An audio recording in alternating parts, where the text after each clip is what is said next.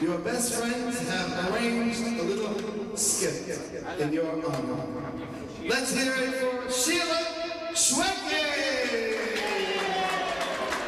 I want to thank SAUL, BETESH, and at this time there's a little change in the program. We are going to present to you a little skit, Charlie, in your honor, and I'd like to call on Naomi Greenberg. Will you please come up?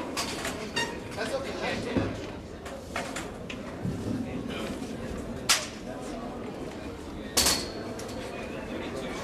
Good evening, ladies and gentlemen, family and dear friends. Thank you all for coming tonight to honor Charlie Shrem.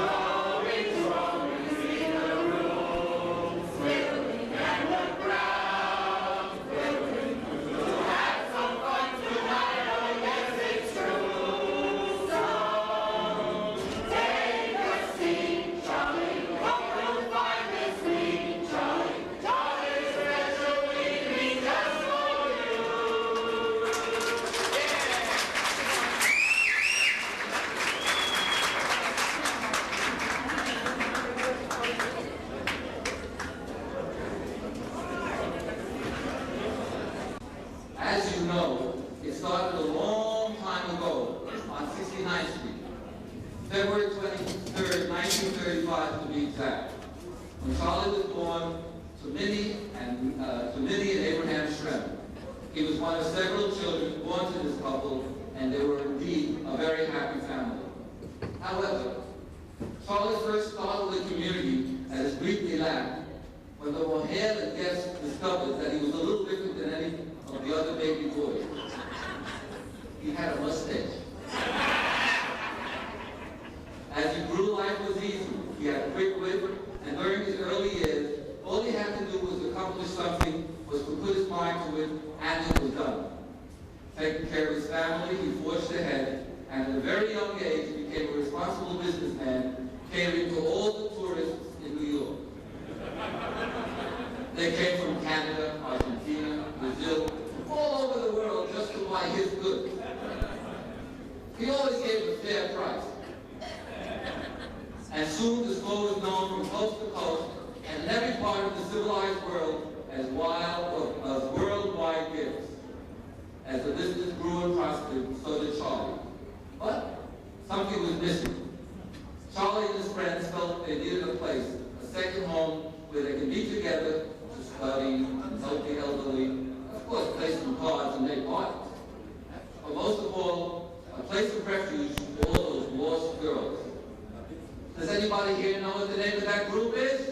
The Organizers! Right.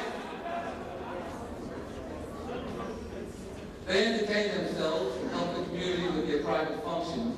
And of course, they kept all those young beauties off the streets. And so life went on, growing and prospering, and always charitable. Did you know that this mild-mannered man had a secret? Many people don't know this, but in his store there was a secret basement. And in the basement was a secret tunnel that led Charlie to another way of life. Charlie would enter his tunnel, and like Superman and Batman, come out a superhero. In the secret disguise, he would fight muggers in the New York underworld. and help anyone in need. To all the poor and the lonely and the homeless, he became known as Big Charlie, savior to all. But wait a minute. He found a way to help these people by saving them from others, but could there be some kind of reward or profit? Reward? He didn't want a reward. Just knowing he helped them was all he needed. But profit, that's another battle. There were all these muggers, 20 to 60 a day, where he would knock them down with a left hook, a right hook, a punch, and a pop. And Charlie had an idea. He took all the tools of their trade, their knives and guns and bulletproof vests, and opened a new department in the store called Protect Yourself from the Mugger. And life was great. Business was good. He had experienced so much in his life helping all, but still something was missing. He realized he needed someone to share his life. So he started out on a new adventure, looking for the girl of his dreams. Someone not too short, not too tall, not too blonde, not too brunette. He went from 65th Street to 69th Street, from 20th Avenue to Bay Parkway. And every corner he would stop and say, I'm looking for a girl of my dreams. Not too short, not too tall, not too dark, not too brunette, not too blonde.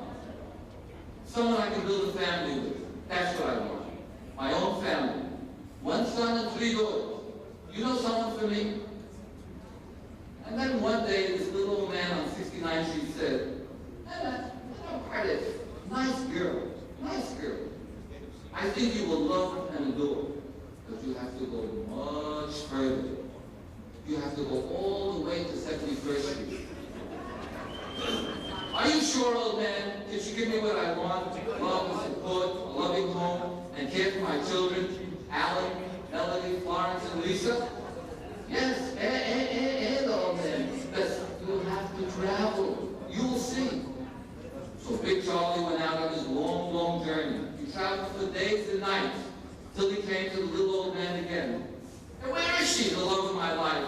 The desire of desires, cried Charlie. I can't find her. By the way, does she know the song, Did She Not? No, man, she knows everything. Right now, she's buying for the famous fitness underground. She cooks and shops and plays tennis and runs 6 to 10 miles a day. Just continue on, and when you see a glowing light, you'll be there. What glowing light? Charlie asked. And the old man answered, you said, not too tall or short, not too blonde or brunette. She has red hair, like no one else. And Big Charlie said, this is my kind of Jeep. And life was good, but something was still missing. So Charlie decided to spend his spare time working on the scholarship committee at the Sephardic Community Center, where he lived scenes like this every day. Hello, Miss Sarah. How are you? Not so good. Why, my lady? Please tell. Business, you know. My husband. Business is not what it used to be. I'm sorry. Very sorry to hear that. I'm so glad you can see. Business is so bad. Anyway, I guess you want to join the center. Yes, Mr. Charlie. They told me you were the finest, the kindest gentleman on the board. But, you know, business is very bad. Let me ask you this question. How many people in your family? Well, my husband, Michael, my eldest, my daughter Susan, and 2 or 3 more. About 7 altogether. But, you know, business is very bad. What a nice family, mashallah. By the way, are you the family that lives on East 4th and East 5th?